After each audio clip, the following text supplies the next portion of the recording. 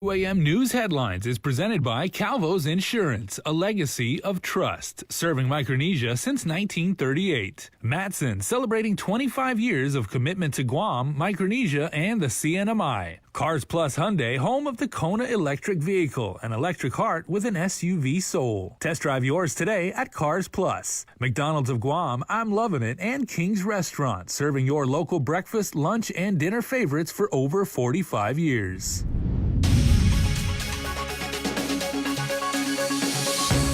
Starting now on Primetime, family and friends mourn a pair of women who died in a car crash in Pidi over the weekend. Tyler Matanani has details on how you can assist during this tough time. Plus, the former chairperson of the Physicians Advisory Group reacts to the governor's press conference, which is held on Monday. And when will students return to face-to-face learning? Isaiah Uggan has that answer coming right up. Hafa everyone, and good evening. We especially welcome all of our online viewers streaming us right now on Facebook Live. I'm Jason Salas. These are tonight's top stories. Well, the Guam Memorial Hospital has confirmed that another COVID-positive person was dead on arrival at the Tamuning facility, and it's all the more reason that the former head of the governor's Physicians Advisory Group strongly believes additional restrictions need to be put in place now, because things are only going to get worse. So what did you make of the press conference? There's nothing in there. Former PAG Chair Dr. Hoa Nguyen was expecting to hear more about what's going to be done to control the spread of COVID-19 because the triple-digit positives are taking a toll not only on island hospitals but every single person trying to hold the line. People that at the front line, the policemen, the firefighter, the ER, the hospital, the clinic, I tell you, they have so good a hearted, but at a certain point, they're going to break down. If you were still the chairperson of the Physicians Advisory Group, what would you be recommending to the governor right now? Put a restriction immediately, like now. Dr. Nguyen doesn't feel a total lockdown should be implemented, but does believe the governor should order bars closed. Businesses should be mandated to go down to 50% occupancy with social distancing, and this includes churches. Because right now, we're not doing anything different. It's 100% on the surge of this magnitude and this on the Delta variant. The longer we wait, the worse we're going to get. According to the latest surveillance summary posted on Public Health's website, in the past 7 days, Guam has seen 1,119 new positive cases, 17 COVID-related fatalities, and double-digit hospitalizations, which could go even higher if, according to Dr. Nguyen, the governor doesn't act now. Right now, we're in the 70. Right now, I would say that there's a possibility that we hit 100. And that's reality if we keep going with triple digit in the community. The governor, during her press conference on Monday, said there were discussions of possibly a partial lockdown or additional restrictions, but didn't provide any indication when or whether she would make that order. Instead, island residents are urged to continue to wear your masks, watch your distance, wash your hands, and get vaccinated. Reporting for Guam's News Network, I'm Sabrina Salas, Matanani. Thanks so much, Sabrina. Public Health's plans to open up an infusion center tomorrow in Manila have been postponed. Spokesperson Janela Carrera at the agency says the arrival of a medical team from FEMA has been pushed back. They were expected to arrive last night, but according to Carrera, instead, they were informed they will not be on Guam until next Friday or possibly next Saturday. Carrera adds the agency finally received its shipment or RegenCov, but there is a question about temperature control.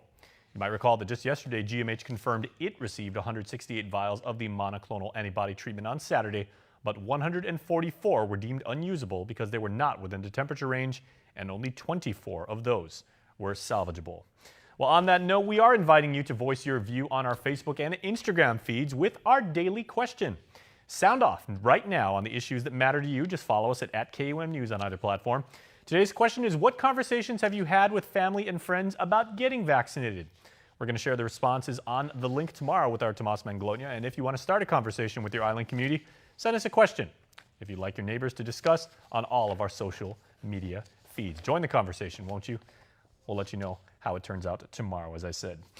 In other news, the added restrictions imposed by the governor's August 27th executive order are having a negative impact on local businesses. The Guam Hotel and Restaurant Association is wrapping up a survey of its membership and received about 140 responses. President Mary Rhodes says one of the main concerns is an increase in cost. There's obviously been such an immediate impact once the executive order went in place, from having to train employees for, having them require the proof of vaccination upon entry or the self-attestation form or both, and then also just getting everybody comfortable with what the new protocols are. I think there's still general concern out in the community. And the fact that these requirements all come into play soon is just another added stressor to the businesses. Rhodes says one of the other key takeaways is the number of employees that will need to be tested. The GHRA is sharing the different testing options available to the private sector, which must comply, mind you, by September the 27th. People who are still unvaccinated, with about 30% still out there in the community. I think that it's still really important that people still get vaccinated as much as possible for those who are able to get vaccinated. But for those, it's obviously going to be a challenge for public health to monitor and enforce this requirement. And in case you're wondering about the end conclusions, GHRA is finalizing a report on the survey, which it hopes to release by the end of this week. Elsewhere, trying to make sure it does not happen again. That comes from the aforementioned hospital administrator, Lillian Posadas, relative to a spoiled shipment of Regeneron, as I told you. Now, due to temperature control issues, almost all of GMH's Regeneron shipment had to be thrown out, as Posadas told The Link this morning that shipping complications are being addressed. We're looking into that, how can that be prevented? Because we certainly don't want those kinds of medications to be, wasted. And so we're looking into that. Shipments of Regeneron were arranged by the feds and were sent to Guam directly from the manufacturer, which presented problems in the tracking and timely retrieval of recent Regeneron shipments. For the time being, Posada said work is set to begin in transforming the skilled nursing facility up in Barrigada Heights to an alternate care facility. FEMA did award a $15 million grant to the Guam Memorial Hospital, including design, construction, and medical equipment. The first phase of it is the construction of the B wing, so we can split up that ventilation system, and then we can then use the SNF site for both COVID and non-COVID for decompressing our facility. Posada says the end goal for the alternate care facility is set to be able to make the SNF capable enough to temporarily treat acute care patients when GMH is overwhelmed with caring for COVID cases. Let's turn our eye to island education matters now, as students from both the public and private schools island-wide can expect to return face-to-face learning in a week or two. Isaiah Uggan explains in this next report. During a press conference Monday, Governor Leon Guerrero announced that private schools could resume in-person instruction by Monday, September 20th, and Guam Department of Education students can return to their classrooms the following week. This statement came after being in consultation with private schools island-wide and GDOE. But if the island continues to see alarming numbers of residents contracting the COVID-19 virus, then schools reopening will be pushed back once again. There is, again, the importance of being very flexible and to adjust and to make quick decisions and actions. And so if the numbers are not stabilizing and we still see increasing rise of numbers, that discussion will have to be made again. According to Adaloop's Director of Communications, Crystal Pacos and Augustine, the governor will be inclined to sign an executive order lifting the suspension of face-to-face instruction for pre-kindergarten through the 12th grade if our island's COVID numbers decrease. However, should the executive order be signed to allow the return of in-person instruction, the ultimate reopening of face-to-face learning is up to school administrators and GDOE, according to the MAGA Haga. Executive order that I have put out authorizes the schools to open, but really it gives a lot of flexibility to each of the schools to decide if they are prepared and ready and they've put in their protocols and they've worked with public health to allow for a safe environment for our children to come, then they will open. If they feel that they need more time to get their protocols and get their preventive measures all in place, then they are not allowed. Reporting for Guam News Network, Wahusia Isaiah. Isaiah, thanks so much for that report. And in other news tonight, 2 lives were lost in Saturday's fatal crash down in Pidi.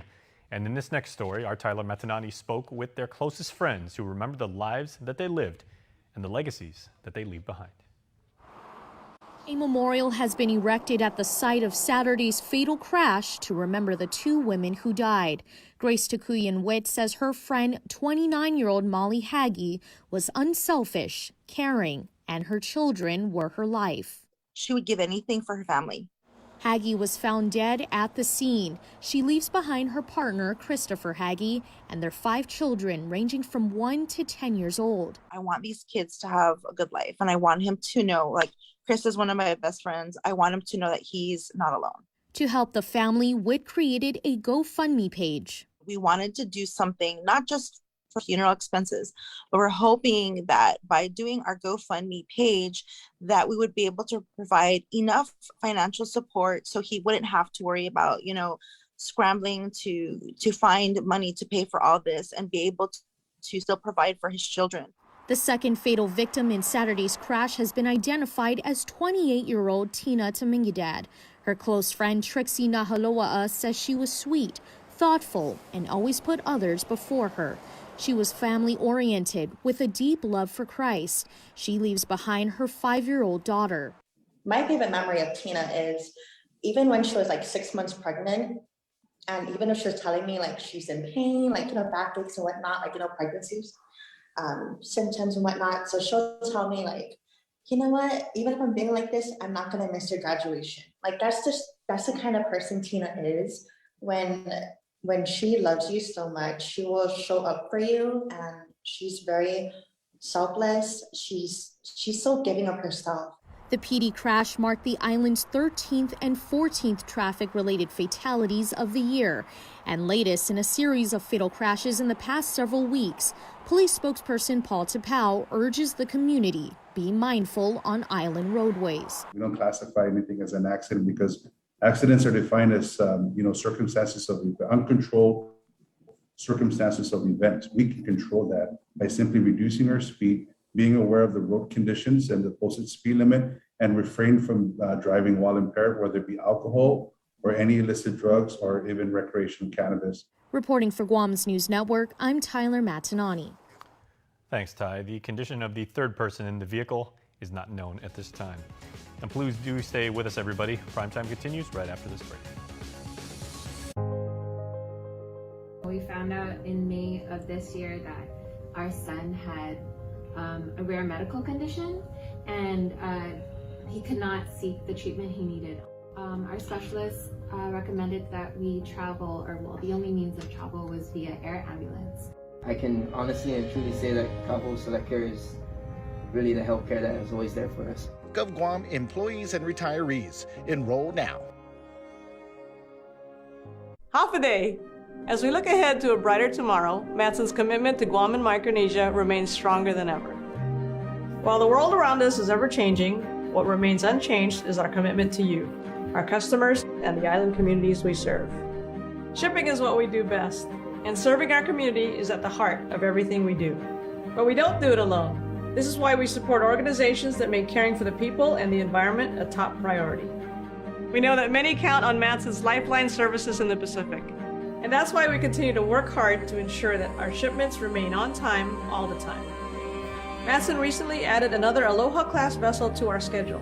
We now have 2 of Matson's largest and fastest ships serving Guam from the U.S. West Coast and Hawaii. With our new state-of-the-art vessels, we stand ready to support the region's economic recovery. Thank you for the privilege of serving you for the last 25 years, and you can count on Matson to be here for the next 25 years and beyond. Hi, my name is Justine Chu. Jim Pamplona. Alexis Sablon. I'm Minami Kramer, and I'm a GTA youth leader. Because of GTA, I was able to go to Interlaken, a summer music camp over the summer, and I'm very, very grateful for that opportunity. It helped me pay for my college tuition with a scholarship. Benefits, including a free phone and a year free service. If you're someone who wants to inspire others, help others, and become a better person, this is for you. Become a GTA youth leader today.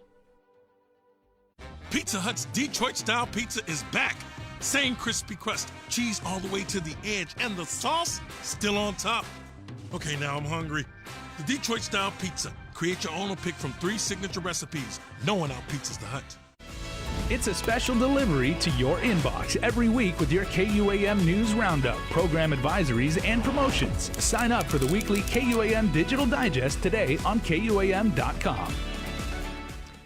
Welcome back, friends, to Primetime. It does appear that our island's beloved Manumco won't be using their senior citizen centers anytime soon. The Mayor's Council of Guam's original goal was to reopen senior and community centers in 3 weeks on the 1st of October, but that's been changed after the body decided to postpone the opening. And according to Council President Jesse Allig, coincidentally the mayor of Pidi, staff shortages played a role in the delay in reopening the facilities. We have to prepare. I was sharing with everyone else that we really should prepare for the rest of this first semester of school to not really be too in a hurry to open the centers, simply because, we have to juggle our staff. And, people don't realize that, or most people don't realize that we still have the same amount of staff if we're assisting with schools and if we opened up the senior centers. So I think the people that are the powers that be regarding the senior centers agree that we're going to kind of hold off on opening those senior centers, simply because we just can't, support the centers properly. If our staff is going to continue to do what they're doing on top of opening the centers, there doesn't seem to be a way that would be feasible, unless of course we hired more people. And I'm not sure anyone wants to hire any more personnel. An actual reopening date remains up in the air. Elsewhere, the effort to build a monument to honor Gold Star families, those families who have lost a loved one in service to our country, is moving along quickly. A public hearing was held today on Senator Joe San Augustine's bill to authorize the construction of such a memorial at Skinner Plaza, right alongside the Purple Heart Monument. Testifying in support of the measure was Abraham Mora, who lost his youngest brother, Sergeant Sampson, who was killed in action in Afghanistan on July 10, 2008, along with fellow local soldier Sergeant Brian Leon Guerrero. While my family and I continue to grieve for the loss of Sam, it's comforting to know that our fallen service members, men, women, are being remembered and honored for their sacrifice. This monument will help honor the families of the fallen in our region who have given one of their own for our freedoms. This memorial will be a place for us to visit, to pay tribute, to remember those who paid the ultimate sacrifice and help ensure our future generations never forget. Senator San Augustine hopes to get the bill on the agenda during this month's session. A site dedication ceremony is scheduled at Skinner Plaza on the 24th, with the last Sunday of September celebrated annually as Gold Star Family Day.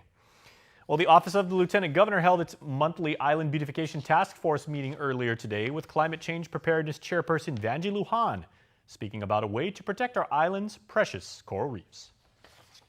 Parametric insurance is a payout for a non-traditional asset that is difficult to insure.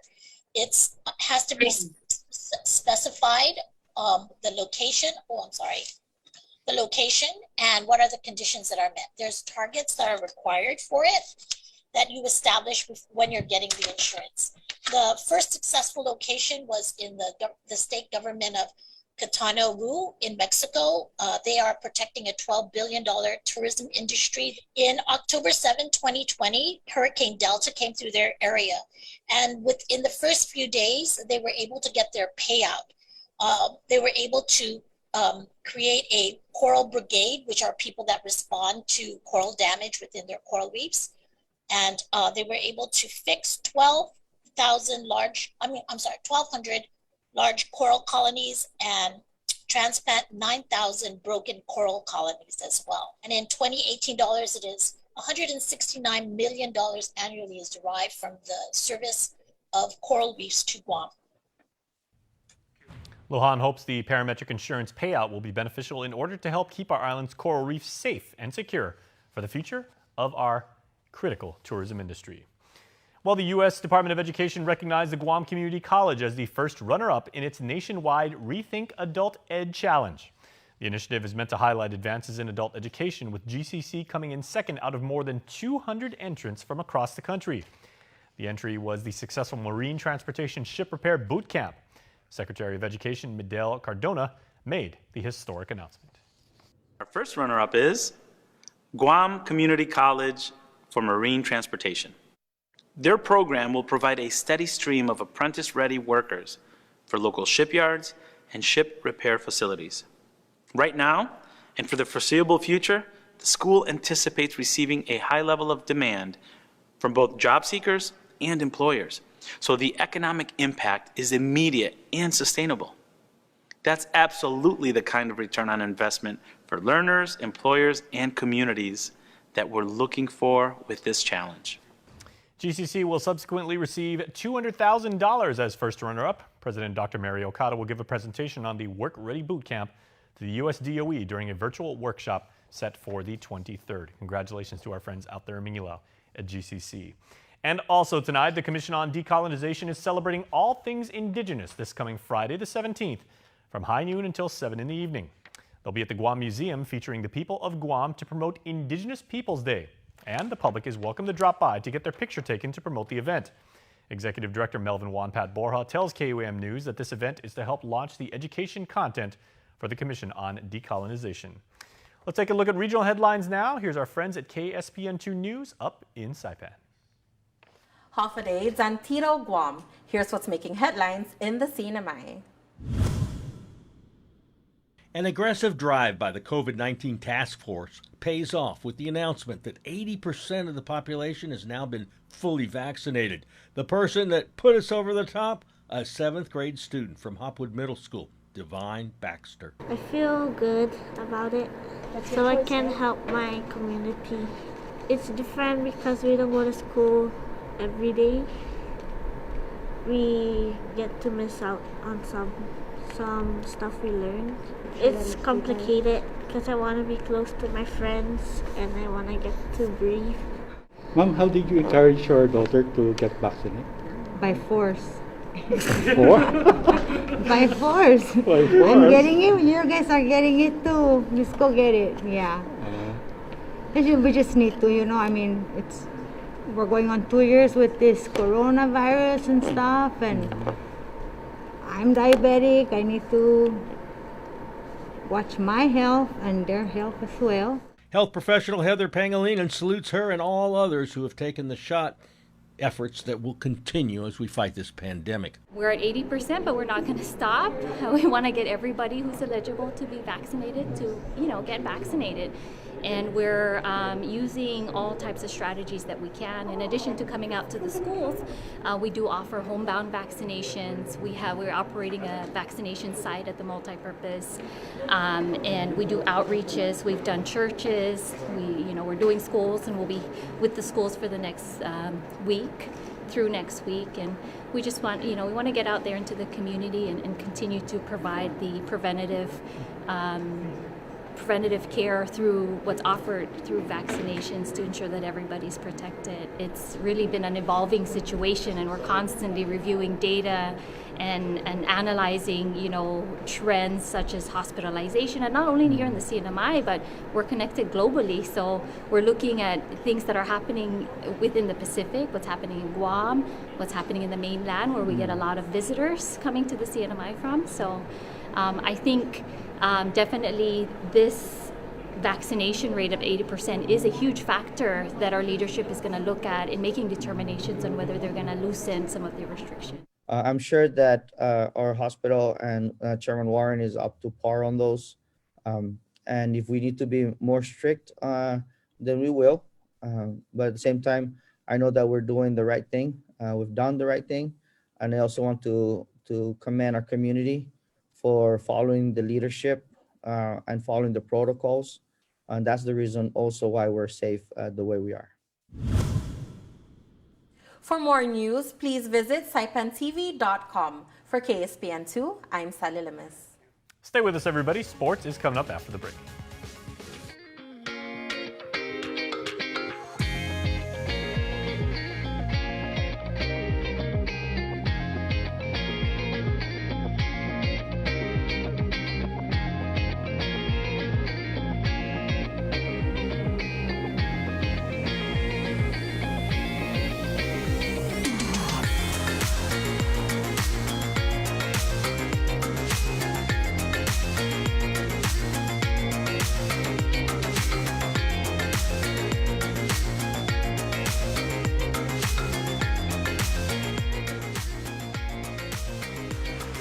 Your community calendar is brought to you by Taco Bell. Whether it's your first meal or your fourth meal, we've got you covered. Taco Bell, live Moss. 100% truck, 100% Jeep. Experience next-level off-roading on your new Jeep Gladiator, the most capable off-road midsize pickup truck crafted for adventure. Equipped with best-in-class towing capacity, legendary 4x4 Jeep capability, and backed by Guam's only lifetime powertrain warranty. Drive home in a 2021 Jeep Gladiator today, starting as low as $315 per paycheck during Jeep Adventure Days. Visit CarsPlusGuam.com to get pre-approved online today. Terms and conditions apply. Cars Plus, driven by you. When making the new Kentucky Fried Chicken sandwich, people asked how I felt about burger places selling fried chicken. I'd say that's none of my business, just like making fried chicken is none of theirs. Get the new Kentucky Fried Chicken sandwich. It's finger-licking good. KUAM Sports is brought to you by Docomo Pacific. Better together.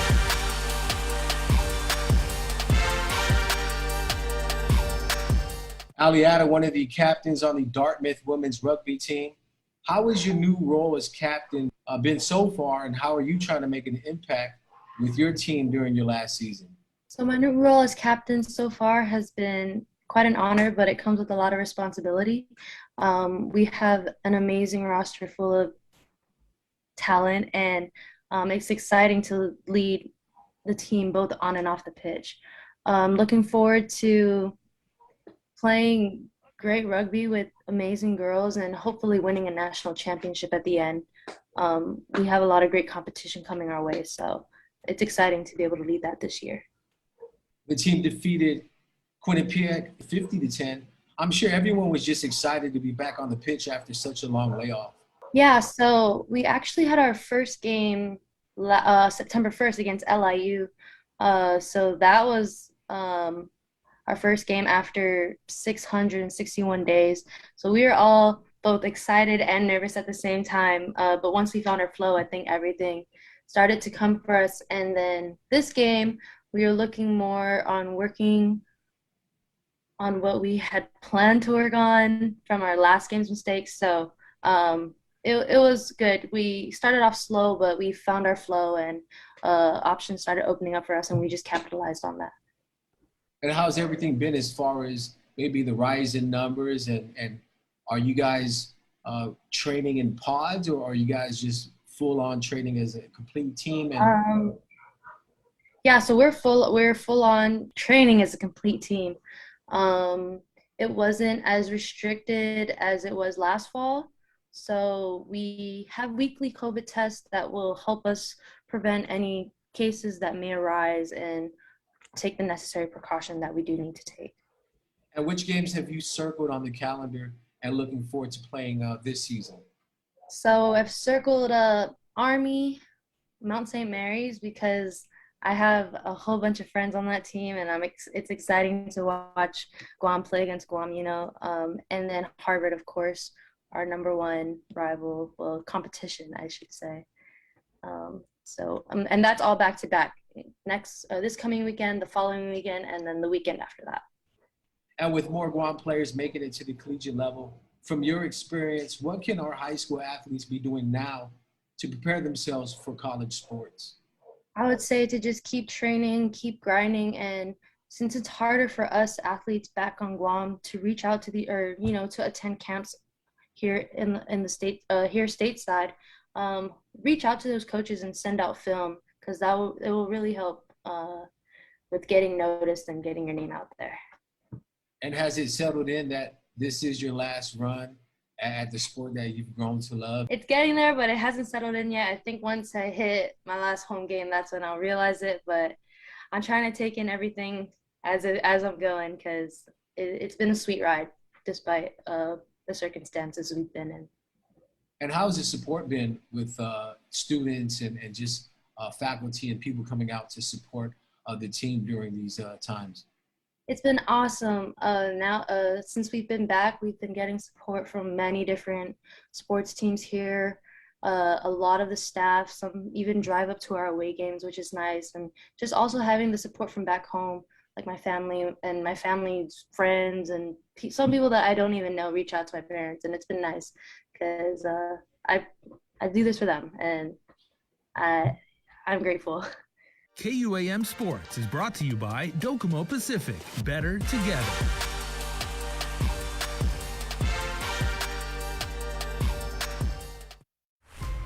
Building on the past, we at Docomo Pacific Business believe in helping businesses move forward and together, changing the way we get things done to make you and your company reach your highest potential. Trust in our commitment to bring you the best solutions for all your business goals. We are Docomo Pacific Business. Let's work better together. The new crispy chicken sandwich taco from Taco Bell. Is it a sandwich or a taco? Which side are you on? Try it only at Taco Bell. And now, here's your favorite part of the show. I know it's my favorite part of the show. Tonight's birthday shout-out. Happy birthday on this September 14th to Paislyn Rose Beneventi, who celebrates birthday number 6. And Princess, we love you so much. You are getting hugs and kisses from the fam. Happy birthday to you. Also, happy birthday number 4 to Aisley Beneventi. Shout out to our cookie from Mommy, Daddy, Asher, and all of our loving friends and family. Man, it's a great day to have a birthday if you're a member of the Beneventi family. Also, Jojo Castor wishing you a year full of delight, good health, happiness, and love.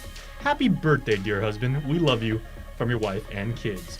And a single-bladed birthday shout out tonight going out to Kellis Ramon Leon Guerrero, who was born on the 13th. Happy belated birthday, Kellis. Shout out coming from your whole Mangapa. Enjoy your special day. Love and hugs, and stay safe and blessed. Can't say it any better than that. Happy birthday to all of you. Please stay safe and have a great day. Register your favorite person as a birthday celebrant. Just go to KUAM.com and go all the way up at the tippy top and click on birthdays. It's that easy. That's our report tonight. Thanks so much for watching. Please stay safe, everybody. We look forward to seeing you tomorrow night.